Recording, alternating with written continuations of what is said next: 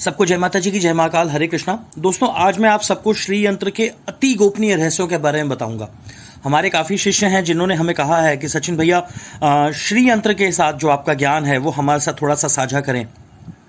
लेकिन दोस्तों, सच्चाई ये है कि अगर मैं श्री यंत्र के अति गोपनीय रहस्यों के बारे में खोलना शुरू करूंगा ना, तो 100 साल भी कम पड़ेंगे।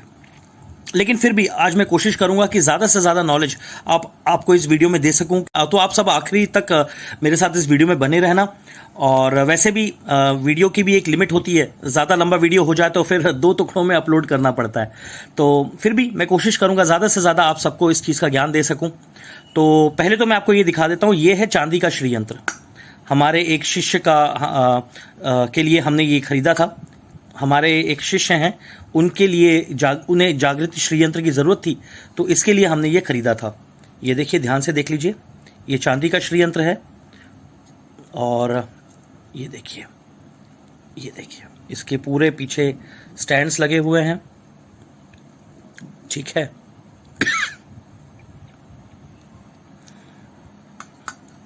क्या होता है ना कि श्री यंत्र को बताने के लिए, श्री यंत्र के बारे में बताने के लिए हमें श्री यंत्र की ज़रूरत होती है। तो इसके बाद इसकी विधि, जागृति की जब विधि शुरू हो जाएगी इसके ऊपर, तो फिर मैं वीडियो नहीं बना पाऊंगा। तो मैंने सोचा क्यों ना आज ही आप सबको श्री यंत्र के बारे में बताऊं। काफ़ी लोग हैं मुझसे पूछते हैं कि सचिन भैया, आप श्री यंत्र जागृत करके, तो श्री यंत्र काम कैसे करता है? काफ़ी लोगों में देखा गया, जब आप श्री यंत्र जागृत करके उनके घरों में भेजते हो तो श्री यंत्र कभी कभी 4-4 दिनों में, कभी कभी 2-2 दिनों में, कभी कभी सेम डे असर दिखाता है। और उनके काफ़ी ज़्यादा दुख जो है वो जल्दी जल्दी ख़त्म हो जाते हैं। तो श्री यंत्र ऐसा क्या है जो आप इतना ज़्यादा इसका गुणगान करते हो, और ऐसी क्या चीज़ है इसके अंदर जो इतनी जल्दी ये लोगों के जीवन में बदलने में कारगर साबित होता है? तो आज मैं आप सबको उन चीज़ों के बारे में बताऊंगा। तो मेरे साथ आखिरी तक बने रहिएगा इस वीडियो में। तो सबसे पहले तो इस बात को समझ लीजिए कि ये जो श्री यंत्र है, ये कुल मिला के 9 ट्रायंगल्स को मिला के बनाया है। ठीक है, ऐसे करके दिखाता हूँ। ये जो ट्रायंगल है, फॉर एग्जांपल 1, 2, 3, 4 और 5, ये 5 ट्रायंगल्स हैं। ये और ऊपर की तरफ मुंह करने वाले 4 ट्रायंगल्स हैं, 1, 2, 3, 4। ठीक है, तो टोटल 9 ट्रायंगल्स को मिला के ये पूरा का पूरा नक्शा बना हुआ है। ठीक है, अब जो नीचे की तरफ जो ट्रायंगल्स हैं, ये कुदरत की फीमेल शक्ति का रिप्रेजेंटेशन करते हैं। ठीक है, और जो ऊपर की तरफ ट्रायंगल्स हैं, ये कुदरत की जो मेल शक्ति है उसको दर्शाते हैं। ठीक है, अब आप सोचेंगे कि ऐसा क्यों? 5 जो फीमेल शक्ति है उसके 5 ट्रायंगल्स क्यों? ऊपर की तरफ जो मेल शक्ति है उसके 4 क्यों? ये भेदभाव क्यों? मैं बताता हूँ।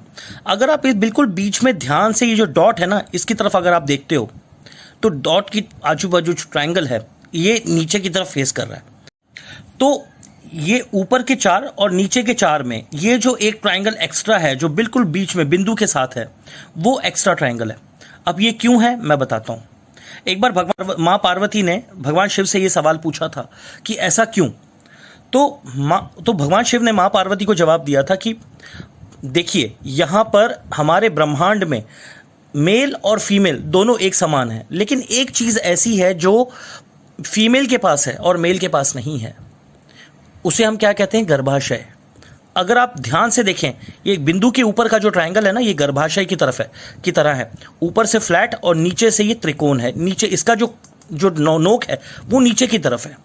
और अगर आप बायोलॉजी में अगर डायग्राम्स देखें तो आपको पता लगेगा, जो इंसान का जो गर्भाशय है, लेडीज़ का जो माताओं बहनों का जो गर्भाशय होता है, वो भी ऐसा ही होता है। ठीक है, तो ये एक एक्स्ट्रा चीज़ है जो फीमेल के पास है और मेल के पास नहीं है। और कमाल की बात यह है कि ये जो गर्भाशय है, ये जिनके पास है उनके कंट्रोल में नहीं है। ठीक है, जैसे आपने देखा होगा, मैं यहाँ पर कुछ ऐसी अलग अलग बातें भी करूँगा जो कि श्री यंत्र के तत्व को दर्शाती हैं। अब आपने देखा होगा कि जो लेडीज़ हैं उनके पास जो गर्भाशय होता है, उसमें पीरियड्स आना, उसके बाद पीरियड्स का जाना, मेनोपेज का पीरियड आना, मेनोपेज के पीरियड का जाना, ये सब उनके कंट्रोल में नहीं होता है। मतलब जो गर्भाशय के मालिक हैं उनके ही ये गर्भाशय कंट्रोल में नहीं है। आप समझे? तो ये एक बहुत बड़ी चीज़ है। और ये चीज़ सिर्फ इंसानों में नहीं है, ये चीज़ जानवरों में भी है। कीड़े जो हैं, कीड़े मकोड़े, जितने भी पिंडज योनियां हैं, उन सब में ये चीज़ मानी जाती है। इन सब चीज़ में ये चीज़ कॉमन है। जो मेल हैं उनके पास उनके पास से फीमेल के पास एक चीज ज्यादा होती है, वो है गर्भाशय, जो कि नई पीढ़ी को उत्पन्न करने की शक्ति रखती है। तो ये एक बहुत बड़ी चीज है जिसके कारण औरत को हमारे वेदों में आदमियों से ज्यादा इंपॉर्टेंस दी गई है। तो इसीलिए कहा जाता है कि जो श्री यंत्र है, जो ये पूरा का पूरा डायग्राम है, ये पार्वती के 5 त्रिकोण जो नीचे की तरफ हैं और शिव के 4 त्रिकोण जो ऊपर की तरफ हैं, इन सबको मिलाकर कॉम्बिनेशन के साथ ये यंत्र बना है, ये ज्योमेट्री बनी है। अब मैं आपको एक और बात बताता हूं। अगर आप चाहो तो बायोलॉजिकल साइंस आप पता कर लो। मेडिकल साइंस ये कहता है कि एक आदमी के शरीर में 43 क्रोमोसोम्स होते हैं, जिसमें से 21.5 मां से मिलते हैं और 21.5 पिता से मिलते हैं। अगर 21.5 को जोड़ो तो 43 होता है। ठीक है, आप यहां ध्यान से देखिए, ये जो 9 ट्रायंगल्स बने ना, ये 9 ट्रायंगल्स के मिलन से जो नए नए ट्रायंगल्स की उत्पत्ति हुई है, अगर आप इनको गिनो तो 43 हैं। ठीक है, मतलब ये हमारे शरीर के क्रोमोसोम्स को दर्शाते हैं, जो 21.5 हमें मां से मिले हैं और 21.5 हमें पिता से मिले हैं। जो सबसे बीच में जो डॉट है ना, इसे आप जीवात्मा समझो।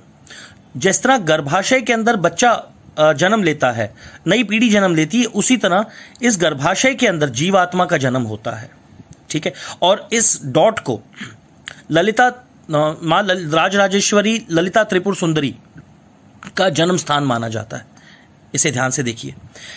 कमाल की बात पता है क्या है? श्री यंत्र जो है ना, ये जो छोटा सा डायग्राम जिसे आप देख रहे हैं, असल में ये पूरे ब्रह्मांड का कंस्ट्रक्शन प्लान है। पूरे ब्रह्मांड का, चाहे इंसान हो, चाहे जानवर हो, चाहे कीड़े मकोड़े हो, चाहे समुद्र में रहने वाले जलचर हो, चाहे कुछ भी हो, चाहे कोई लिविंग चीज हो, चाहे नॉन लिविंग चीज हो, दुनिया की हर चीज का, चाहे वसु हो, चाहे धरती के 5 तत्व हो, चाहे नवग्रह हो, चाहे सूर्य और धरती के बीच का रिश्ता हो, हर चीज इस चीज में आती है। इस डायग्राम में हर चीज को दिखाया गया है। मैं आगे बताता हूं कैसे। तो मैंने आपको सबसे पहले गर्भाशय वाली बात बताई। गर्भाशय के बाद जो 43 क्रोमोसोम्स हैं, जो मेल और फीमेल के मिलन से बनते हैं, उसके बारे में बताया। अब मैं आपको बताऊंगा अष्ट त्रिकोण के बारे में। अब ये ध्यान से देखिए, ये सबसे पहला ये जो है सबसे बीच का डॉट, इसके बाहर के जो ये है पहला चक्र, इसमें 8 त्रिकोण माने जाते हैं। ठीक है, और ये अष्टवसु को दर्शाते हैं, जैसे धरा, अनिला, आहा, प्रत्युषा, प्रभासा, सोमा और ध्रुवा। ठीक है, ये जो 8 जो हैं अष्ट त्रिकोण, ये अष्ट वसुओं को दर्शाते हैं। तो जब आप अष्ट त्रिकोण से बाहर निकलते हो तो आपको एक सर्कल और मिलता है, उसमें टोटल 10 ट्रायंगल्स नजर आते हैं, 10 त्रिकोण हैं, जैसे 1 2 3 4 5 6 7 8 9 10। तो ये जो चक्र है, ये भगवान विष्णु के दशावतार को दर्शाता है। और इसके बाहर का जो चक्र है, उसमें भी कमाल की बात है, 10 त्रिकोण है। कैसे? 1 2 3 4 5 6 7 8 9 10। तो ये जो 10 त्रिकोण का जो चक्र है, ये 10 महाविद्या को दर्शाता है। और इस चक्र के बाहर जो सबसे बाहर का चक्र है, उसमें देखिए कितने ट्रायंगल्स हैं, 1 2 3 4 5 6 7 8 9 10 11 12 13 14। तो ये 14 त्रिकोणों का जो सबसे बाहर का चक्र है, इसे हम कहते हैं मनवंतर का। ये मनवंतर का चक्र माना जाता है। तो पहले मैं आपको बता देता हूं मनवंतर होते क्या हैं। एक बात का ध्यान रखिए, पुराने जमाने में कैलकुलेटर नहीं हुआ करते थे, तो टाइम को मेजर करने के लिए मनवंतर, महायुग, ब्रह्मा का एक दिन, ये सब चीजें इस्तेमाल की जाती थी, जिससे किसी भी चीज का आकलन किया जा सके। अब मैं आपको बताता हूं मनवंतर होता क्या है। एक बात ध्यान से समझ लीजिए, ये इस टॉपिक का हिस्सा नहीं है, लेकिन फिर भी मैं आपको बता देता हूं कि मनवंतर किस तरह ये दर्शाता है। 14 महायुग जो हैं, उन सबको 14 महायुगों को मिलाकर एक मनवंतर बनता है, और इस तरह के 14 मनवंतरों को मिला के ब्रह्मा का एक दिन बनता है, और इतना ही मिलाकर ब्रह्मा की एक रात्रि भी है। तो ये जो 14 मनवंतर हैं, ये इनको मिला के ब्रह्मा का एक दिन बनता है। मतलब ये ब्रह्मा के एक दिन का प्रतिनिधित्व करते हैं। ठीक है, और ये इतने ही ब्रह्मा के, और ये बाहर का चक्र जो है, ये ब्रह्मा की एक रात को भी बताते हैं। आप समझे? तो ब्रह्मा का जो एक दिन है, उसे एक कल्प कहा गया है। ठीक है, अब जैसे मैं आपको एक बताता हूं, जो कलयुग है, कलयुग मल्टीप्लाइड बाय 2 द्वापर युग, द्वापर मल्टीप्लाइड बाय 2 त्रेता युग, त्रेता मल्टीप्लाइड बाय 2 सतयुग। तो जो जो युग है उसे, जो आज का युग है उसे हम मल्टीप्लाइड बाय 2 जब करते हैं तो पिछला युग चला जाता है। आपने कहीं से सुना होगा सतयुग के समय जब एक बार किसान अनाज बोता था तो उसे 8 बार काटता था। जब त्रेता युग आया तो 6 बार काटने लगा, है ना। जब द्वापर युग आया तो उसे 4 बार काटने लगा। आज कलयुग के अंदर मुश्किल से 2 बार कटती हैं। एक बार कट जाए बहुत बड़ी बात है, अब तो धीरे धीरे और 2 से भी घटता जा रहा है। तो ये चीज होती है। अब मैं आपको बताता हूं इस चक्र के बाहर के अष्टनाग दल के बारे में। अब ये ध्यान से देखिए, 1 2 3 4 5 6 7 8, ये 8 जो कमल दल है ना, ये एक्चुअली अष्टनाग दल माना जाता है। क्योंकि सच्चाई पता है क्या है, आप इसे ध्यान से देखिए, आज आपको एक नई चीज पता लगने वाली है। लोग समझते हैं 1 2 3 4 5 6 7 8 ये कमल दल है। असल में बात यह कि ये कमल दल नहीं है, ये नाग दल है। असल में इसे नहीं गिना जाता। इसके ये और ये के इसके और इसके बीच में देखिए एक छोटा सा नजर आ रहा है ना, ये ऐसा, ये देखिए यहाँ वो लाइट जल, वहां पर लाइट रिफ्लेक्ट हो रही है। ये देखिए ये जो नजर आ रहा है ना, ये इसके बीच में ये असल में नागों का फन है। ये 2 कमलों के बीच में जो ऐसा शेप नजर आ रहा है, ये असल में नाग का फन है। अब ध्यान से देखिए कितने हुए, 1 2 3 4 5 6 7 8, तो अष्टनाग दल है ये। ठीक है। अब जैसे पुराने जमाने में आपने सुना होगा कि जो सांप होता है कैसे शिकार करता है। कुछ सांप ऐसे होते हैं जो अपनी पूंछ को हिलाते हैं तो सामने वाले कीड़े को लगता है कि ये कोई कीड़ा है, तो उसे खाने के लिए आता है, और जैसे ही वो पूंछ के ऊपर पैर देता है सांप उसे खा जाता है। तो ध्यान से देखिए, ये असल में 8 सांपों के फन है। तो ये कमल के दल समझकर कभी भी इसकी तरफ मत आना। इसे अगर कमल दल समझोगे ना तो याद रखो ये नाग के फन है ना, ये शिकार कर लेंगे आपका। ये क्या है मैं बताता हूं। असल में ये जो हैं, ये श्री यंत्र के अंदर असल में ये गार्ड्स हैं, ये रक्षक हैं। किसके रक्षक हैं? ये सबसे बीच का जो बिंदु है उसके रक्षक हैं। ये असल में कुदरत का पूरा नक्शा है, कुदरत का पूरा ब्लूप्रिंट है ये। ठीक है। अब यहां से जो बच्चा पैदा होता है, यहां से जो गर्भाशय में जो बच्चा पैदा होता है, अगर ये समाज के लिए गलत है तो ये अष्टनाग दल इसे यहीं खत्म कर देंगे। और अगर ये ठीक ठाक है और समाज अगर इसके लिए मुश्किल पैदा कर रहा है तो ये अष्टनाग दल जो है ये समाज से इसकी रक्षा करेंगे। आप समझे बात को? तो अब यहां पर बच्चा कैसे पैदा हो रहा है मैं बताता हूं। हम लोग जब हमारी आंखों की जो पुतलियां हैं, जब हम इस पर फोकस करते हैं तो क्या होता है कि हमारी आंखों की पुतलियां जो होती हैं वो फोकस कर करके इस छोटे से बिंदु में चली जाती हैं। ठीक है। मतलब हम जब हम ध्यान लगाते हैं, आई एम श्योर जो श्री विद्या के साधक होते हैं वो इस बात को समझ सकते हैं। तो जब हम अपनी आंखों की पुतलियों को यहां पर केंद्रित करते हैं तो हमारी आंखों की पुतलियों का जो फोकस होता है वो छोटा छोटा होते होते यहां तक पहुंच जाता है।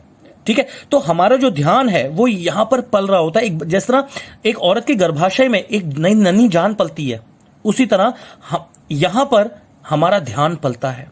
और जब हमारा ध्यान यहां पर पलता है तो फिर हमारा ध्यान यहां से जब फैलता है तो धीरे धीरे ध्यान इन त्रिकोणों में जाता है और फिर धीरे धीरे पूरे श्री यंत्र में जाता है।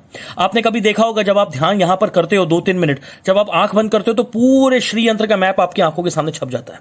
तो उसके बाद जो ये 8 दल है, नाग दल हैं, जब ये बाहर निकलते हैं तो ये 16 कमल की पंखुड़ियां बन जाते हैं। कैसे मैं बताता हूं। 1 2 3 4 5 6 7 8 9 10 11 12 13 14 15 16, तो ये 8 नाग दल जो हैं, अगर यहां पर जो ध्यान पल रहा है, जो भी इंसान इस श्री यंत्र को के अंदर ध्यान केंद्रित कर रहा है, अगर वो इंसान कुदरत का भला करेगा तो ये अष्टनाग दल उसकी रक्षा करेंगे। और अगर वो कुदरत के लिए गलत है, अगर वो कुदरत को खत्म करने की कोशिश करेगा तो ये अष्टनाग दल उसके ध्यान को खत्म कर देंगे। समझे आप? और ऐसे इंसान के लिए ये श्री यंत्र एक शोपीस से ज्यादा कुछ नहीं रह जाएगा। तो जो नाग दल हैं, जो हमलावर हैं, जब वो रक्षा करने पे आते हैं तो ये 16 कमल दल बन जाते हैं। तो जैसे हमारे होता है ना, जैसे ट्रिग्नोमेट्री में होता है, बचपन में हमने ट्रिग्नोमेट्री पढ़ते थे हम लोग, सर्ड्स पढ़ते थे। गणित में होता है कि 2 2 4, 4 2 8, 8 2 16, 16 2 32, 32 2 64, है ना। तो ये जो एक है ये मल्टीप्लाई होते होते 8 बनता है, 8 से फिर 16, 16 से फिर 32, 32 से फिर 64, ऐसे करके 128, ऐसे करके जो होता है ना, ये जो छोटी सी बिंदु है, ये फैलते फैलते पूरे ब्रह्मांड में अदृश्य रूप में व्याप्त हो जाती है। जो इंसान श्री यंत्र का जो साधक होता है और जिसके पास जागृत श्री यंत्र है, वो इस चीज को अपनी आंखों से देख सकता है। मैंने कई लोगों को श्री यंत्र जागृत करके भेजा है। तो जागृत श्री यंत्र में जब कोई इंसान ध्यान लगाता है तो कई लोगों ने मुझे ये बात बताई कि सचिन भैया ऐसा लगता है जैसे 2 का 4, 4 का 6, 6 का 8, 8 का 16, 16 का 32 हो रहा है। तो वो उसके पीछे यही कारण है। लेकिन अगर कोई श्री यंत्र जागृत नहीं है और उसमें अगर आप ध्यान लगाओगे तो कोई फायदा नहीं है। ये एक चांदी के छोटी सी शो पीस से ज्यादा और कुछ नहीं है, अगर ये जागृत नहीं है तो।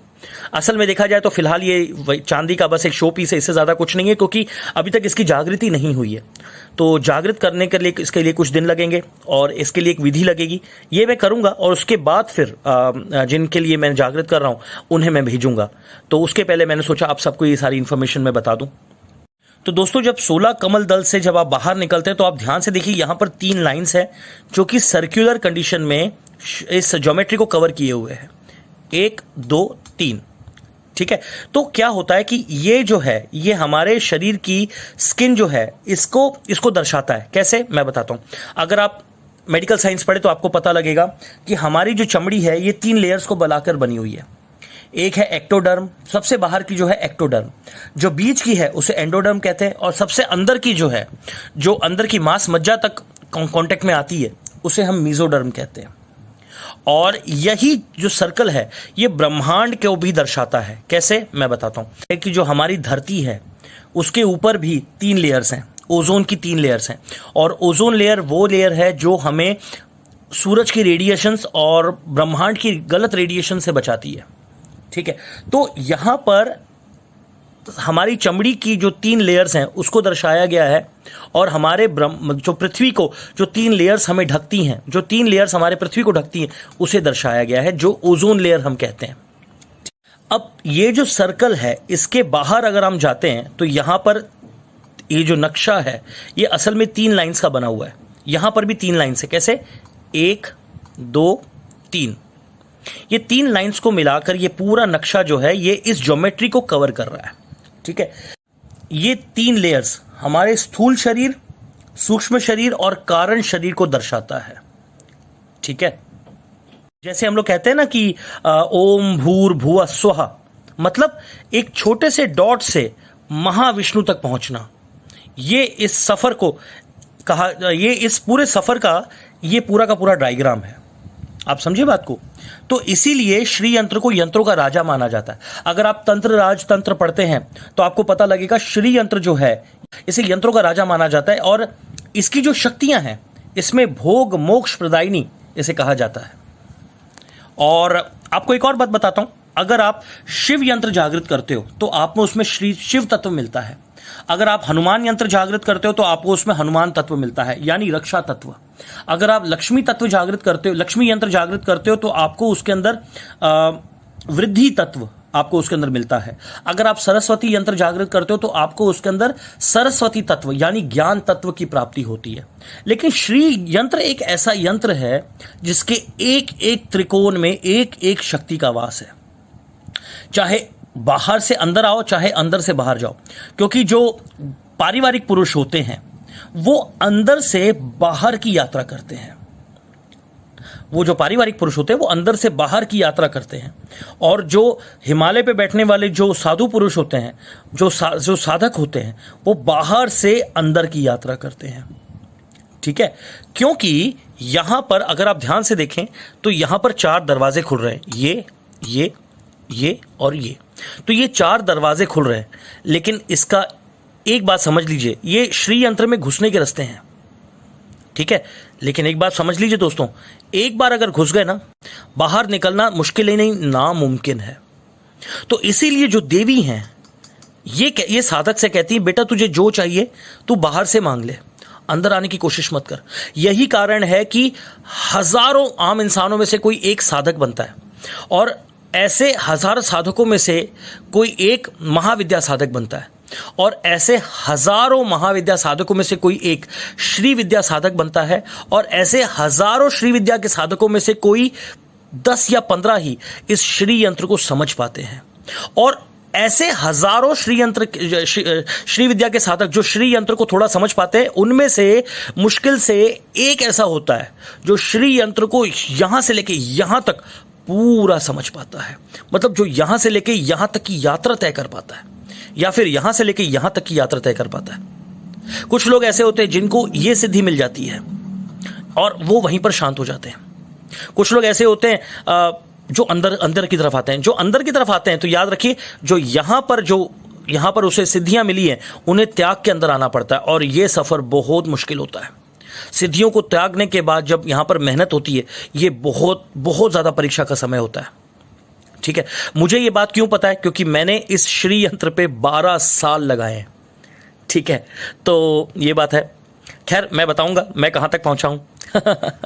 खैर, इसको तो आप लोग सब अच्छी तरह से जानते होंगे। जिन लोगों को मैंने श्री यंत्र जागृत करके दिया है वो अच्छी तरह से जानते होंगे, क्योंकि काफ़ी लोग मुझे खुशखबरियां बताते हैं। जब मैं उनको श्री यंत्र जागृत करके भेजता हूं तो वो जब मुझे खुशखबरी ये बताते हैं कि सचिन भैया आपके श्री यंत्र से ये हुआ वो हुआ, तो ये सुनकर काफ़ी खुशी होती है।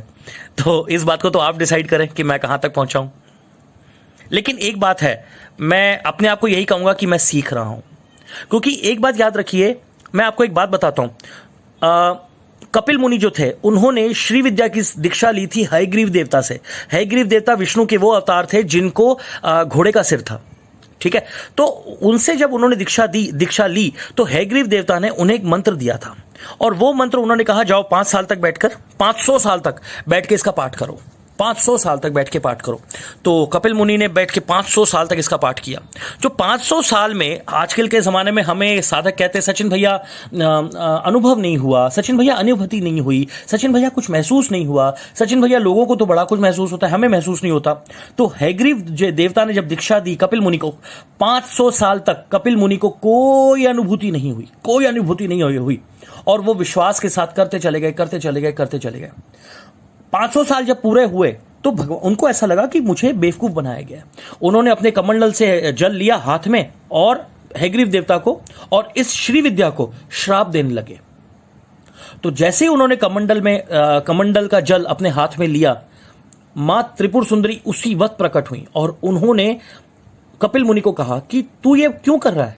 तुझे सिर्फ अनुभूति नहीं हुई, बस इसके लिए तू श्री विद्या को श्राप दे देगा? तो कहते हैं ना कि जब कोई इंसान गुस्से में होता है उसे अपना भला बुरा समझ में नहीं आता। तो साक्षात मां सामने खड़ी थी, इसके बावजूद कपिल मुनि मां के साथ ही बहस कर रहे हैं।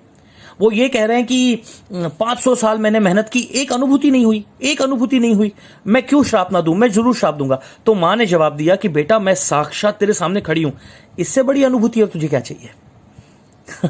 तो सोचिए दोस्तों, ये जो श्री यंत्र की माया है, कपिल मुनि भी इसे नहीं समझ पाए थे। कपिल मुनि कौन है आप जानते हैं? रामायण में अगर आप पढ़ो तो उनका उल्लेख मिलता है। कपिल मुनि ने भगवान राम को दीक्षा दी थी और कई ऐसे अस्त्र शस्त्र थे उनके पास जो उन्होंने भगवान राम को दिए थे। और अब मैं आपको एक और बात बताता हूं दोस्तों, हमारे भारत में टोटल 3 परंपराएं हैं, भक्ति की 3 परंपराएं हैं। एक है शैव परंपरा, जहां के साधक शिव की साधना करते हैं। दूसरा है शाक्त परंपरा, जहां के साधक देवी की पूजा करते हैं। और तीसरा है वैष्णव परंपरा, जहां के साधक भगवान विष्णु की पूजा करते हैं। ठीक है, अब मैं आपको एक रोचक बात बताता हूं। यहां पर अगर आप डॉट देख रहे हैं, ठीक है, डॉट का जो बाहर का ट्रायंगल है, इसकी नोक नीचे की तरफ है। ठीक है, तो अगर आपको नजर आए कि ये नोक नीचे की तरफ है, तो आप समझ जाइए इसका जो साधक है, इस श्री यंत्र को जागृत करने वाला जो साधक है, वो शाक्त परंपरा से बिलोंग करता है। और अगर कोई शैव परंपरा का साधक इस श्री यंत्र को जागृत करने की कोशिश कर रहा है, तो याद रखिए ये श्री यंत्र जो नक्शा है, ये उल्टा हो जाएगा। आप समझे? आप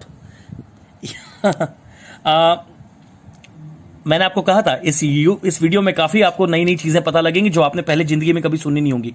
ये डॉट के बाहर अब जो ट्रायंगल है, ये जो पहले नीचे की तरफ था, अब ये ऊपर की तरफ हो गया है। अब यहां से गिनिए कितने हो गए, 1 2 3 4 5 ट्रायंगल्स ऊपर और 1 2 3 4 ट्रायंगल्स नीचे। तो जब उल्टा था ये, वहां पर इसका उल्टा केस था। 5 ट्रायंगल नीचे की तरफ थे, 4 ट्रायंगल ऊपर की तरफ थे। अब 5 ट्रायंगल ऊपर की तरफ है और 4 ट्रायंगल नीचे की तरफ है। तो जब कोई आपको ऐसे पूजा करता हुआ नजर आए, तो समझ जाओ वो शिव परंपरा से वो दीक्षित है। और जब कोई आदमी आपको ऐसे पूजा करता हुआ नजर आए श्री यंत्र की, जिसमें जो ये डॉट के अंदर का ट्रायंगल नीचे की तरफ है, मतलब जो कि ये यूट्रस बना हुआ है, ठीक है ना। अगर ऐसे कोई पूजा करते नजर आए तो समझ जाओ वो साधक शाक्त परंपरा से दीक्षित है।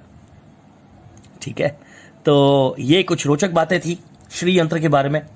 और ये जो श्री यंत्र है असल में ये किसी धर्म एक धर्म से जुड़ा हुआ नहीं है, क्योंकि इतिहास में ऐसे कई लोग हैं जो कि हिंदू नहीं थे, इसके बावजूद वो श्री यंत्र के साधक थे। एक कहानी है, निज़ाम जो थे, हैदराबाद के जो निज़ाम थे, उनकी काफ़ी पत्नियां थीं। उनमें से एक पत्नी थी जो श्री यंत्र की साधिका थी।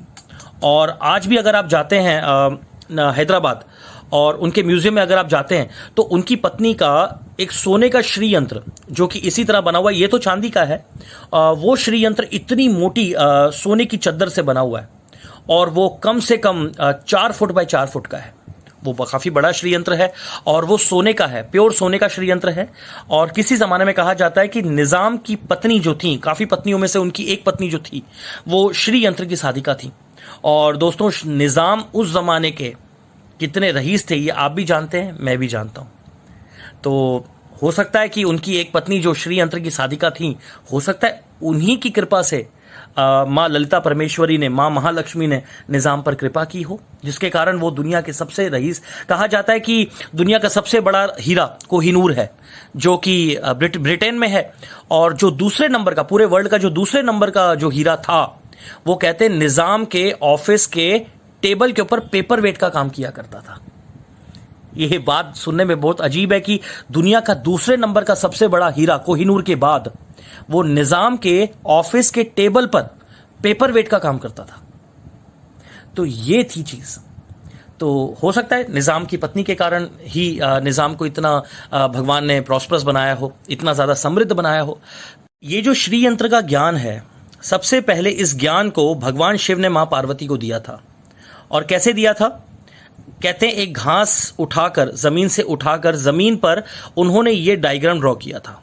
इस पूरे नक्शे को ड्रॉ करके उन्होंने बताया था कि हे कमला नने, हे प्राण वक्षे, मतलब जो मेरी दिल की प्यारी, कहते हैं ना प्रवक्ष्यामी, शृणो देवी प्रवक्ष्यामी स्तोत्रों में कहा जाता है। तो हे मतलब मेरी प्यारी, इस नक्शे को ध्यान से देखो, ये ब्रह्मांड का नक्शा है, ये उन्होंने कहा था। और जिस जगह पर ये नक्शा भगवान शिव ने एक घास के तिनके से ड्रॉ करके मां पार्वती को सिखाया था, उस जगह को आज श्रीनगर के नाम से जाना जाता है, क्योंकि वहां की पवित्र धरा पर घास से ड्रॉ करके भगवान शिव ने मां पार्वती को ये श्री विद्या का ज्ञान दिया था। समझे? तो ये देखा जाए तो एक बहुत गौरव की बात है कि श्री यंत्र का जन्म हमारी भारत की पुण्य धरती पर हुआ था। ठीक है, और भगवान शिव ने ही इसका ज्ञान मां पार्वती को दिया था, और वो भी श्रीनगर की पुण्य धरा पर। सोचिए, श्री यंत्र जो होता है 2 तरह के होते हैं, जिसमें जो एक नॉर्मल होता है, और दूसरा श्री यंत्र जो होता है वो बीजाक्षर वाला श्री यंत्र होता है। जैसे आप देखिए यहां पर बीजाक्षर है, ठीक है, इन सब में बीजाक्षर है। तो 2 तरह के श्री यंत्र होते हैं। तो जो इस तरह का जो बीजाक्षर वाला श्री यंत्र होता है, इसकी पूजा, इसकी जागृति साधक करते हैं। और जिसमें बीजाक्षर नहीं है, उसकी जागृति जो होती है वो कितनी भी कोशिश कर लो, उसमें जागृति नहीं होती। तो वो आप कभी भी देखें, बाहर कभी भी आप दुकानों में देखें, जो जिस श्री यंत्र में बीजाक्षर नहीं लिखे होते हैं वो एक शोपीस की तरह इस्तेमाल किया जाता है। और जिसमें बीजाक्षर होते हैं उसे जागृत करके जो साधक होते हैं, या फिर अपने घरों में रखते हैं, या फिर मंदिरों में रखे जाते हैं, या फिर कुछ लोग अपने जजमान के लिए जागृत करके उन्हें देते हैं। अगर आपको ये बात अगर पता है, बीजाक्षर की अगर आपको अहमियत पता लग जाए, अगर बीजाक्षर का आपको महत्व पता लग जाए ना, तो दोस्तों श्री यंत्र का जो षोडशी मंत्र है ये आपको समझने में ज्यादा मुश्किल नहीं लगेगी। ठीक है, और बीजाक्षर इतने महत्वपूर्ण हैं कि भगवान भैरव ने मां को कहा था, देवी को कहा था कि देवी, अगर आप किसी पुत्र से प्रसन्न होते हो, अगर पुत्र आपकी स्तुति करता है, देवी खड्गमाला स्तोत्र या फिर ललिता सहस्त्र नाम, या फिर किसी भी, या फिर लक्ष्मी चालीसा, या फिर महालक्ष्मी सहस्त्र नाम, या फिर काली सहस्त्र नाम, या फिर सरस्वती सहस्त्र नाम, या फिर कुछ भी स्तोत्र के पाठ करके जब आपको वो प्रसन्न करता है और आपकी तारीफ करता है, तो आप जब प्रसन्न हो जाती हैं तो आप जो चाहें अपने पुत्र पर निछावर कर सकती हैं। आप जो चाहें, इस दुनिया की पूरी संपत्ति, दुनिया का पूरा ऐश्वर्य आप उस बच्चे पर निछावर कर सकते हो। लेकिन एक बात याद रखना, कभी भी किसी बच्चे को अपना मंत्र मत देना, क्योंकि अगर आपने अपना मंत्र अपने बच्चे को दिया तो याद रखिए वो खुद शिव बन जाएगा और घर जाके उस मंत्र से वो अपनी देवी अलग से बना लेगा, उस मंत्र से वो अपनी देवी बना लेगा, समझे। तो इसलिए भगवान भैरव ने कहा है देवी को कि देवी चाहे अगर आप किसी बच्चे से प्रसन्न हो जाएं तो आप दुनिया की पूरा ऐश्वर्य उसे दे दें, लेकिन कभी भी अपना मंत्र मत देना। हर मां चाहती है कि उसका बच्चा तेजस्वी बने, ठीक है, लेकिन कभी वो ये नहीं चाहेगी कि वो अपने पिता के रास्ते को क्रॉस करे, समझे, अपने पिता के रास्ते में आए। तो मैं तो यही कहूंगा कि अगर कोई श्री विद्या का साधक है उसे कभी शिव बनने की कोशिश नहीं करनी चाहिए, उसे मां का बच्चा बना रहे और उसी में अपने जीवन को बिताए।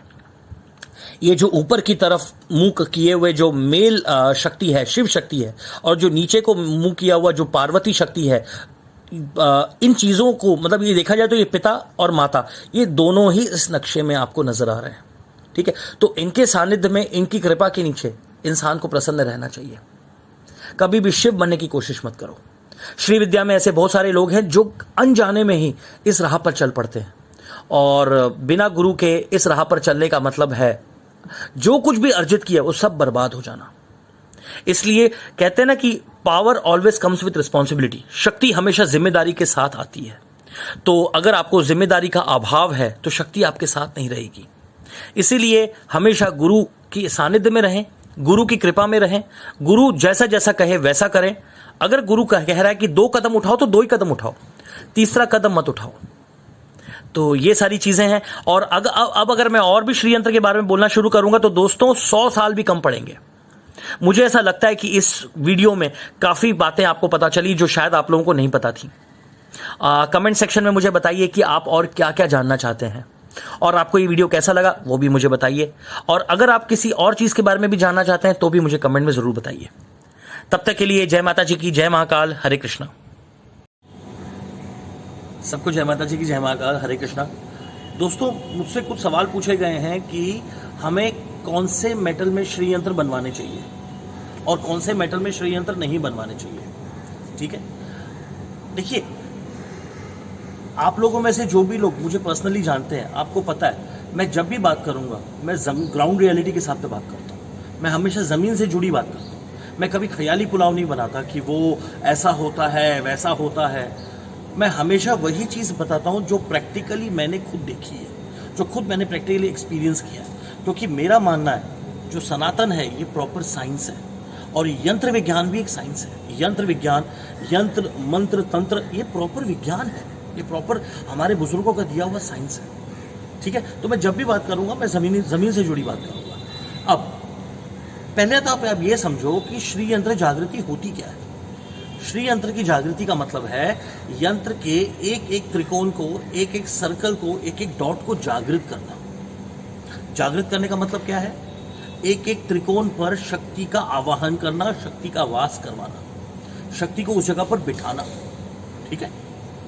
अब क्या होता है कि आज के ज़माने में बहुत सारे मेटल्स के श्री यंत्र निकले हुए हैं। लोग मार्केटिंग के हिसाब से जो चल रहा है वो बिक रहा है। पारे के श्री यंत्र और एल्यूमिनियम के श्री यंत्र, ये वो सब धड़ल्ले से बिक रहे हैं और लोग खरीद भी रहे हैं। क्यों? क्योंकि लोगों को इस बात का ज्ञान नहीं है।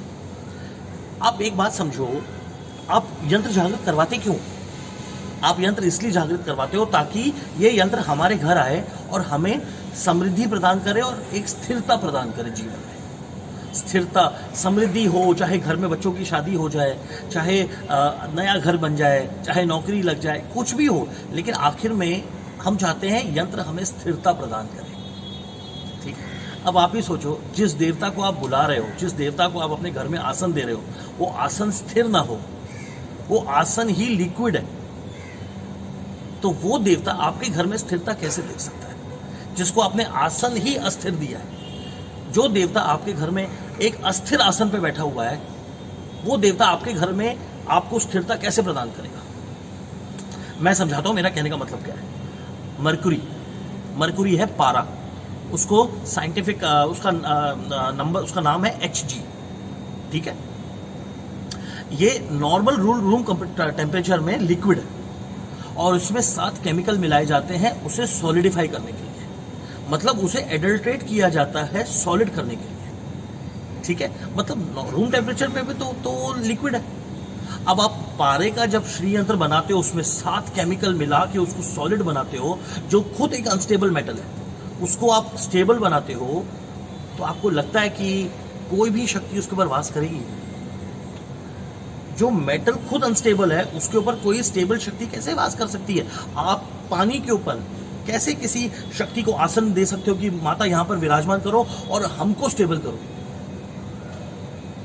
मैं बेसिक बात कर रहा हूं, मैं बिल्कुल जमीन से जुड़ी बात कर रहा हूं। जो श्री विद्या का साधक होता है ना, वो किताबी ज्ञान नहीं लेता, वो कुदरत से सीखता है, अपने आसपास हर चीज से सीखता है, हर चीज से सीखता है। जो शाबर मंत्र के पाइनियर थे इस दुनिया में, कौन? दत्तात्रेय। कैसे? मैं बताता हूं। गुरु गोरखनाथ जी ने शाबर मंत्र इस दुनिया को दिया था, शाबर मंत्रों का उपहार दिया था इस दुनिया को, और उनके गुरु थे दत्तात्रेय। दत्तात्रेय की जीवनी में खुद लिखा है कि उनके बहुत सारे गुरु थे, और कुछ गुरु जानवर भी थे, और कुछ गुरु नॉन लिविंग आत्मा के फॉर्म में भी थे, कुछ मनुष्य भी थे। मतलब एक श्री, और वो आपको पता होगा कि दत्तात्रेय ऋषि खुद श्री विद्या के साधक थे। आप लोगों को नहीं पता, श्री विद्या के साधक ऐसे ऐसे भी थे जो अकाल पड़ने पर एक भेड़िए को अपना मांस काट के खिला दें, ऋषि दत्तात्रेय की तरह। और ऐसे भी थे हमारी दुनिया में श्री विद्या के साधक जिन्होंने इतने सर काटे जितने आपने चने नहीं खाए होंगे अपने जीवन में। मैं ऋषि परशुराम की बात कर रहा हूं। ऋषि परशुराम जैसे संहारक भी श्री विद्या के साधक थे, और शाबर मंत्र के जनक गुरु गोरखनाथ के गुरु भी श्री विद्या के साधक थे। समझे? तो एक जो श्री विद्या का साधक होता है ना, उसे कुदरत से हर जगह पर सीखना होता है, और प्रैक्टिकल दिमाग लगा के सीखना होता है। किताबी ज्ञान काम नहीं आता। अब जैसे, तो अब आप इन सब चीजों का रिजल्ट समझिए। हर वो मेटल जो हाइब्रिड है, जो मैन मेड है, वो उससे श्री यंत्र नहीं बनाया जाएगा। जैसे एल्यूमिनियम हाइब्रिड मेटल है, जैसे पारा, HG हाइब्रिड मेटल है। इनसे अगर श्री यंत्र बना के आप घर में रखते हो तो फायदा होने की जगह उल्टा नुकसान होता है। अब सवाल यह आता है कौन से मेटल से श्री यंत्र बनाया जाए? जो भी मेटल नेचुरली अवेलेबल है, धरती मां से मिला है नेचुरल फॉर्म में, हम उसका श्री यंत्र बना सकते हैं। लोहा, तांबा, सोना, चांदी, इन सबके मिक्सचर से भी श्री यंत्र बनाया जा सकता है। वो क्योंकि मेटल नेचुरल है, उनका जो मिक्सचर है वो भी नेचुरल है। तो पंच धातु के श्री यंत्र भी बनते हैं, अष्ट धातु के श्री यंत्र भी बनते हैं, षोडश धातु के श्री यंत्र भी बनते हैं। लेकिन याद रखिए, मेटल वही होने चाहिए जो नेचुरल फॉर्म से हमें अवेलेबल हुए हैं, धरती मां से हमें नेचुरल फॉर्म में अवेलेबल मिले हैं। वो श्री यंत्र को ही जागृत करना चाहिए। अदरवाइज कभी भी हाइब्रिड मेटल का श्री यंत्र जागृत नहीं करना चाहिए। वो फायदा करने की जगह उल्टा नुकसान करता है। आई होप आपको श्री यंत्र के मेटल से जुड़ी हुई ये नॉलेज आपके भविष्य में काम आए। सबको जय माता जी की जय महाकाल। हरे कृष्णा। सबको जय माता जी की जय महाकाल। दोस्तों, आज मैं बात करूंगा कि श्री यंत्र जो हैं ये लोगों के घरों में काम क्यों नहीं करते। जैसे हमारे एक बहुत अच्छे परिचित हैं, गुजरात में हैं, सरकारी अफसर हैं, उन्होंने वेस्ट बंगाल जाकर जो माँ कामाख्या का शक्तिपीठ है वहाँ से श्री यंत्र जागृत करवाया। और वो जैसा कहते हैं कि माँ कामाख्या का जो शक्तिपीठ है, जहाँ पर माँ योनि रूप में विराजमान है, कहते हैं कि उस योनि के ऊपर वो श्री यंत्र को 41 दिनों तक रखा गया था और उसका अभिषेक हुआ था। और वो यंत्र उन्होंने, मतलब ये चीज़ें करनी थोड़ी मुश्किल होती हैं क्योंकि जो मैनेजमेंट है वो कभी कभी करता है, लेकिन वो सरकारी विभाग के हैं और वो काफ़ी उच्च पद पर हैं, तो उनको ये मौका मिला। तो कहते हैं कि वो यंत्र माँ के ऊपर 41 दिनों तक रखा गया, जो योनि रूप में माँ विराजमान है, ऐसा वो कहते हैं मुझे, कि योनि रूप में जो माँ विराजमान है उसके ऊपर 41 दिनों तक यंत्र रखा गया और उसका 41 दिनों तक उसका अभिषेक हुआ। अब वो यंत्र, और वो यंत्र है 24 कैरेट सोने का, 1.25 किलो का यंत्र है श्री यंत्र, ठीक है। वो यंत्र इनके घर में आया और ये यंत्र 3.5 साल पहले जागृत किया गया था इस विधि के साथ। और वो यंत्र पिछले 3.5 साल से यंत्र इनके घर पड़ा हुआ है, लेकिन ये कहते हैं कि हमारे घर में कोई फ़र्क नहीं पड़ा। तो आज दोस्तों मैं इन्हीं चीज़ों के बारे में बात करूंगा कि इस तरह यंत्र काम क्यों नहीं करते। इस तरह के जो यंत्र होते हैं, जिस तरह आप अलग तरीके से, जहाँ से आप सुनते हो कि वहाँ शक्तिपीठ है, वहाँ जो आपके दिमाग में आपको लगता है ऐसा करेंगे तो हो जाएगा, वैसा करेंगे तो हो जाएगा, तो आप शक्तिपीठ है, वहाँ जागृत तो होगा ही होगा। तो आप उस हिसाब से वहाँ विश्वास से आप गए और वहाँ यंत्र जागृत करके आप लेके आ गए, फिर भी यंत्र काम क्यों नहीं करते। क्या होता है ना दोस्तों, हर चीज़ की एक प्रॉपर सिस्टम होता है, हर चीज़ का एक प्रॉपर नियम होता है, ठीक है। श्री यंत्र एक बहुत ही दुर्लभ विद्या है इस दुनिया में, इस दुनिया की बहुत ही दुर्लभ विद्या है, और ये ऐसी विद्या है जो अपने आप को रहस्यमय रखना जानती है। इस दुनिया में चाहे यूट्यूब आ जाए, चाहे इंस्टाग्राम आ जाए, चाहे फेसबुक आ जाए, चाहे दुनिया का कोई भी मीडिया प्लेटफॉर्म आ जाए, ये विद्या अपने आप को रहस्यमयी जिसके सामने रखना चाहती है वो रखेगी। इसको अपनी दुनिया के सामने रहस्यमयी अपने आप को रखना आता है, और ये उसके सामने ही उजागर होगी जिसके सामने ये खुद उजागर होना चाहती है। मनुष्य कितनी भी कोशिशें कर ले, इस विद्या को इसकी मर्जी के बिना उजागर नहीं कर सकता, ठीक है। अब इस यंत्र के बारे में बात करते हैं।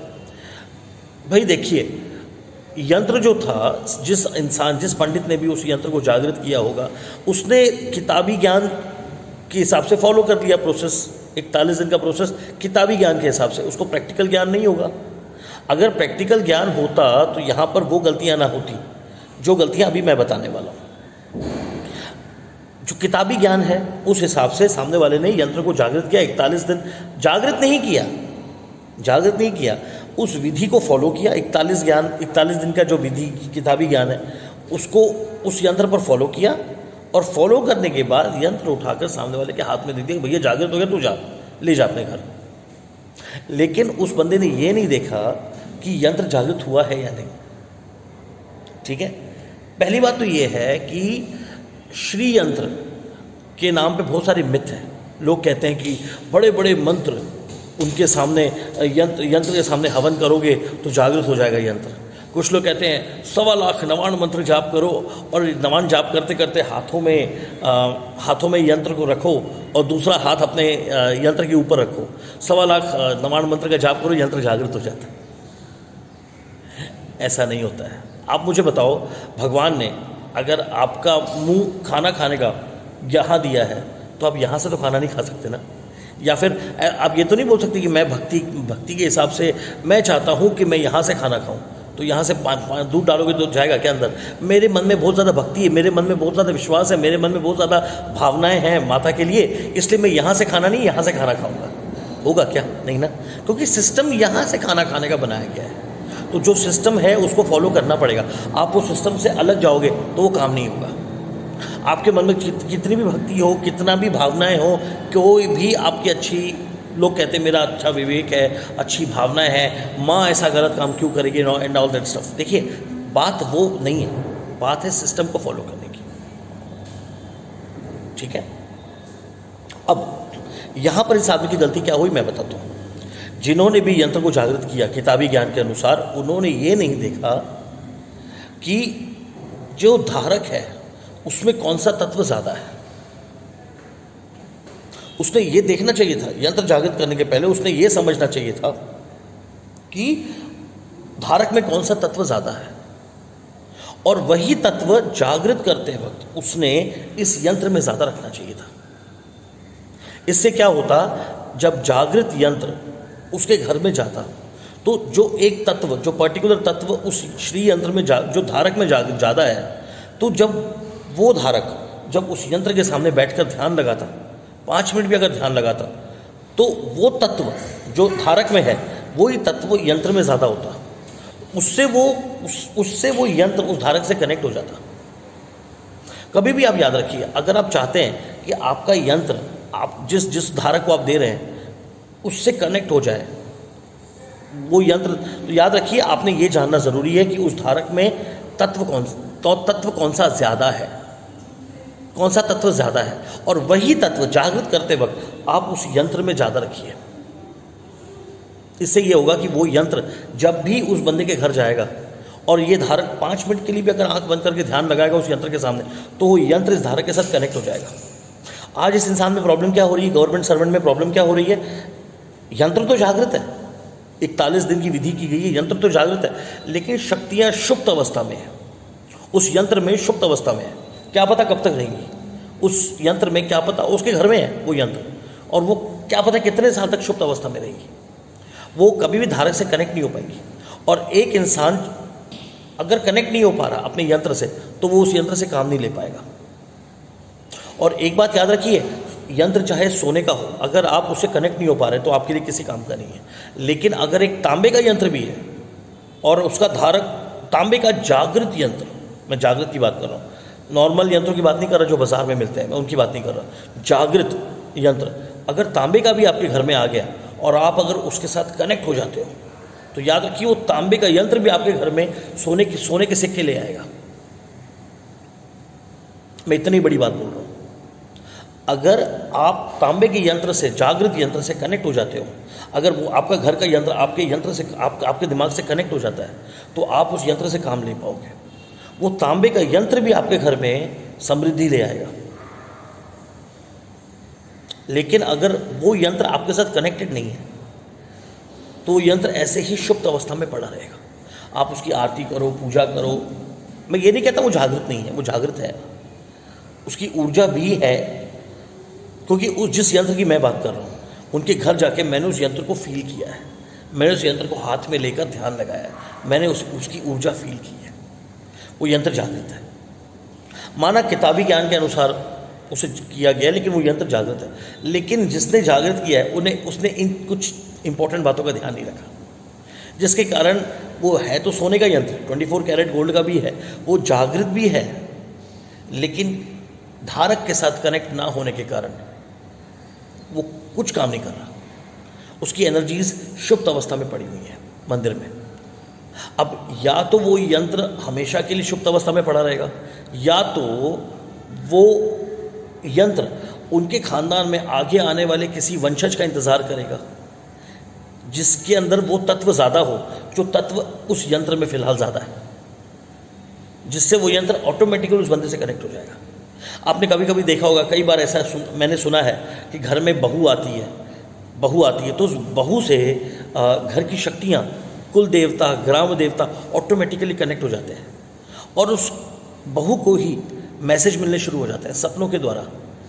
उसके पितर उसको सपनों के द्वारा कांटेक्ट करना शुरू कर देते हैं, कुल देवता, ग्राम देवता, स्थान देवता, उस लड़की को जो नई बहू आई है, जबकि उसके हस्बैंड को कभी कांटेक्ट नहीं हुआ है। तो ये चीज़ें होती हैं। जिस इंसान में जो तत्व ज़्यादा होता है, वहाँ की शक्तियाँ उससे, जिसमें वो तत्व ज़्यादा होगा, वो उसकी शक्तियाँ जुड़ जाएंगी उस बंदे से। तो आई होप आपके इस सवाल का जवाब आपको मिल गया होगा कि यंत्र जागृत होने के बावजूद काम क्यों नहीं करते। सबको जय माता जी की जय महाकाल, हरे कृष्णा। सबको जय माता जी की जय महाकाल। दोस्तों, मुझसे एक सवाल पूछा गया है, वो ये कि साधक जो होते हैं वो अपनी कुंडलिनी और अपने चक्रों को जागृत करने के लिए इतनी मेहनत क्यों करते हैं। मैं आपको एक बात बताता हूँ, इस दुनिया में जितने भी मंत्र हैं, कुछ मंत्र सूर्य देवता के हैं, कुछ मंत्र जैसे शाक्त परंपरा के हैं, कुछ वैदिक परंपरा के हैं, कुछ शैव परंपरा के हैं, कुछ वैष्णव परंपरा के हैं, कुछ नाथ परंपरा के हैं, कुछ शाबर मंत्र हैं। इस दुनिया में हज़ारों परंपराओं के मंत्र हैं, ठीक है। लेकिन उन सारे मंत्रों, कुछ मंत्र हैं लक्ष्मी का आगमन, कुछ मंत्र है रक्षा के लिए, कुछ मंत्र अपने किसी काम के लिए, यहाँ तक कि मारण और षटकर्मों के भी मंत्र हैं इस दुनिया में, ठीक है। लेकिन इन सारे मंत्रों का माना, वो जब हम जाप करते हैं तो जो हम काम चाहते हैं वो होता है, लेकिन इन सारे मंत्रों का एक कॉमन ड्यूटी और है, जिसके बारे में जो बड़े साधक हैं वो जानते हैं, और जो छोटे छोटे लोग होते हैं, जो आम लोग हैं, जो आम जिंदगी में हैं, वो इन बातों को नहीं जानते। वो कॉमन ड्यूटी ये है कि हर मंत्र जो किसी भी पर्टिकुलर रीज़न को पूरा करता है, पर्टिकुलर उद्देश्य को पूरा करता है, उस उद्देश्य को पूरा करने के साथ साथ वो चक्रों को भी जागृत करता है। इस दुनिया में चाहे कोई नेगेटिव मंत्र हो, चाहे कोई पॉजिटिव मंत्र हो, वो चक्रों को जागृत करता है। कोई भी मंत्र हो, दुनिया के सारे मंत्रों का एक कॉमन ड्यूटी है वो चक्रों को जागृत करता है, और चक्र जागृत होते होते आखिर में कुंडलिनी जागृत होती है। ठीक है, तो कोई भी मंत्र हो, बेसिक ड्यूटी, सबसे पहली ड्यूटी है चक्र, साधक जो जाप कर रहा है उसके चक्रों को जागृत करना। ठीक है, अब मैं आपको बताऊंगा कि ये मंत्र चक्रों को जागृत क्यों करते हैं। वो कहते हैं ना कि हमें ये पता है कि हमें क्या चाहिए, लेकिन भगवान जानते हैं कि हमें किस चीज़ की ज़रूरत है। ठीक है, तो भगवान को पता है इस वक्त इसे पैसे की ज़रूरत है, या फिर इसकी शादी नहीं हो रही, या फिर इसकी नौकरी नहीं लग रही, तो इस हिसाब से ये मंत्र का जाप कर रहा है। लेकिन आखिर में किस चीज़ की ज़रूरत इसे पड़ेगी, जिसके बारे में ये अभी नहीं जानता, वो भगवान जानते हैं। सही है, तो मंत्र की जो आखिरी ड्यूटी, जो कॉमन ड्यूटी, इस दुनिया में जितने भी मंत्र हैं सबकी कॉमन ड्यूटी है कुंडलिनी जागृति। ठीक है, अब वो क्यों है मैं बताता हूँ। इमेजिन करिए दो बंदूकें हैं, कहते हैं ना दुनाली, पुराने ज़माने में 303 की गन आती थी। ठीक है, इमेजिन करिए दो दुनाली आपने बाज़ार से खरीदी। ठीक है, उस दुनाली की बनने की फैक्ट्री सेम, उस दुनाली की मैन्युफैक्चरिंग डेट सेम, उस दुनाली का मॉडल सेम, आपने खरीद लिया। खरीद के एक दुनाली आपने एक सैनिक को दे दी और दूसरी दुनाली आपने एक म्यूज़ियम वाले को दे दी। जो सैनिक है वो उसे रोज़ उसकी सर्विसिंग करेगा, रोज़ उसका अंदर नाली के अंदर से जंग उतारेगा, उसका लुब्रिकेशन करेगा, रोज़ उससे कम से कम एक आध कारतूस फायर करके देखेगा। ठीक है, और जो म्यूज़ियम वाला है वो उसे ऊपर से पॉलिश करेगा, अंदर से पॉलिश नहीं करेगा, ना उसकी सर्विसिंग करेगा, ऊपर से पॉलिश करके सुंदर उसे सजा के उसे केस में, एक लकड़ी का केस बनाएगा, उसमें सजा के वो रख देगा। ठीक है, ताकि कोई भी आदमी आए और उसे खरीद के ले जाए। अब कम से कम 100 साल बीत जाते हैं। 100 साल बाद जब आप उस सैनिक को बुलाते हो, सैनिक तो आएगा नहीं बेचारा, सैनिक का पोता आएगा। ठीक है, सैनिक का पोता आया वो बंदूक लेकर, और वो म्यूज़ियम वाले की गन मंगाई गई। ठीक है, जब सैनिक के गन बंदूक में जब कारतूस डाल के फायर किया जाता है तो हाथी भी मर जाता है और दीवार में होल हो जाता है, दीवार में छेद हो जाता है। लेकिन जो म्यूज़ियम की गन है, जो म्यूज़ियम में रखी गई थी, उससे मारो तो चिड़िया भी ना मरे। क्यों? ऐसा क्यों? दोस्तों, ये सवाल का जवाब, ये जवाब है आपके सवालों का। क्या होता है ना, जो गन जो सैनिक के हाथ में थी, वो डेली उसकी सर्विसिंग होती थी, उसका लुब्रिकेशन होता था, उसका जंग निकाला जाता था, कारतूस फायर किए जाते थे, मतलब वो डेली यूज़ में थी।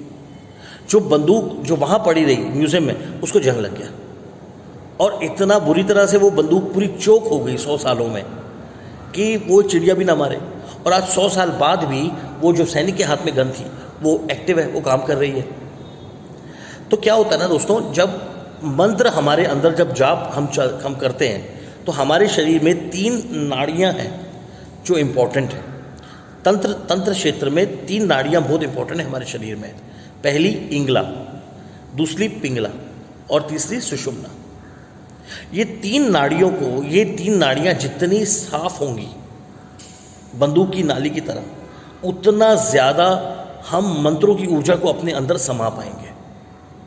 अगर हमारे अंदर इंगला, पिंगला और सुषुम्ना नाड़ी साफ नहीं है तो हम मंत्रों की ऊर्जा को अपने अंदर समा नहीं पाएंगे। अब आप पूछेंगे कि इंगला, पिंगला, सुषुम्ना नाड़ियाँ गंदी कैसे होती हैं? अब मैं ये बताता हूँ। आज के ज़माने में जैसे जंक फूड है, मैदे का खाना, बर्गर, पिज़्ज़ा, बेटाइम से उठना, बेटाइम से खाना, बेटाइम से सोना, ना उठने का टाइम है ना सोने का टाइम है, ना बायोलॉजिकल क्लॉक का कोई हिसाब है, ना कुछ है। कभी भी ज़्यादा नमक का खाना खा रहे हैं, ज़्यादा प्रिजर्वेटिव्स का खाना खा रहे हैं, ज़्यादा शुगर का खाना खा रहे हैं, थम्स अप, कोल्ड ड्रिंक, ये सब चीज़ें जो पी रहे हैं, इससे हमारी 3 नाड़ियाँ ब्लॉक होती हैं। आपने देखा होगा जो इस तरह का खाना खाने वाले लोग जो होते हैं, जब जवान बच्चे जब साधना के बारे में सुनते हैं और उनसे आकर्षित होते हैं तो फिर वो हमसे पूछते हैं कि सचिन भैया हम करें ना करें। तो जब वो नवरात्रों के उपास रखते हैं या फिर नवरात्रों में जाप भी करते हैं तो वो 9 दिन पूरा ही नहीं कर पाते। 8वें या 9वें दिन या तो उनका साधना खंडित हो जाएगी, या तो कुछ ऐसी प्रॉब्लम हो जाएगी जिससे उनकी तबीयत खराब हो जाए या बुखार चढ़ जाए, और कुछ नहीं तो वीर स्खलित हो जाए। ब्रह्मचर्य टूट जाए, कुछ भी ऐसी चीज़ होती जिसके कारण उनकी साधना पूरी नहीं हो पाती। क्यों?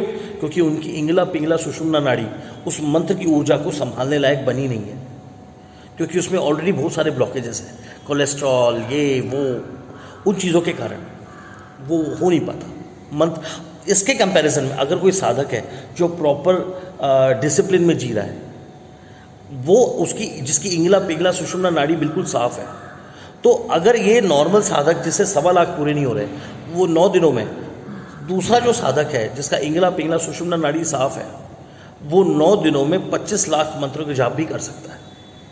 क्यों? क्योंकि उसकी इंगला पिंगला और सुषुम्ना नाड़ी साफ है और वो मंत्र की ऊर्जा को अपने शरीर के अंदर समा पाता है। समझे?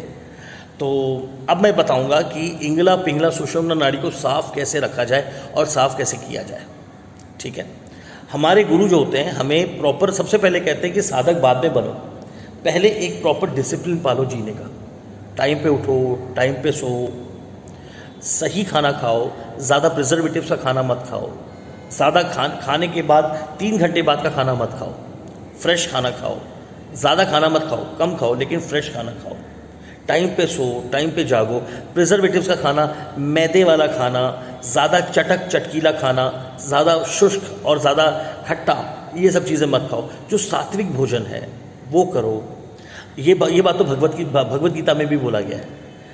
भगवत गीता में भी ये बात बताई गई कि 3 घंटे बाद का खाना नहीं खाना चाहिए हमें, और ज़्यादा ज़रूरत से ज़्यादा खट्टा, तीखा, नमकीन, शुष्क, ये सब चीज़ें ज़्यादा नहीं खानी चाहिए हमें, क्योंकि ये हमारे अंदर तामस पैदा करती है। और तामस अगर हो तो मंत्र की ऊर्जा शरीर में बचती नहीं है, चली जाती है, ड्रेन ऑफ हो जाती है। किसी भी तरीके से ड्रेन ऑफ होगी, बट ड्रेन ऑफ हो जाती है।